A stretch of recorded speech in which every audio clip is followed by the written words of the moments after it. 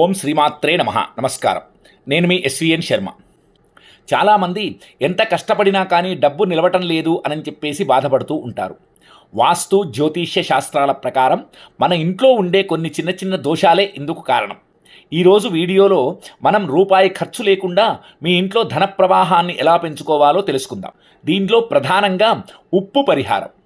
సంఖ్యాశాస్త్రం ప్రకారం శుక్రుడికి, జ్యోతిష్య శాస్త్రం ప్రకారం లక్ష్మీదేవికి అత్యంత ప్రీతికరమైనది సముద్రపు ఉప్పు, అంటే కల్లుప్పు, గండ్రుప్పు అంటాం కదా అది. రేపు శుక్రవారం కాబట్టి ఒక గాజు గ్లాసులో నీళ్లు పోసి అందులో ఒక స్పూన్ కల్లుప్పు వేసి మీ ఇంటి నైరుతి మూల, అంటే సౌత్ ఈస్ట్ మూలలో ఉంచండి.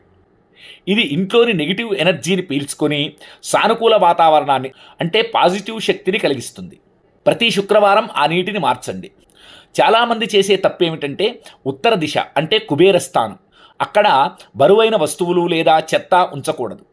రేపు ఉదయాన్నే మీ ఇంటి ఉత్తర దిశను శుభ్రం చేసుకోండి. వీలైతే ఒక చిన్న మనీ ప్లాంట్ కానీ లేదంటే ఒక పచ్చని మొక్కను ఉంచండి. ఇది బుధగ్రహ ప్రభావాన్ని పెంచి మీరు చేసే వ్యాపారాలలో లాభాలను తెస్తుంది.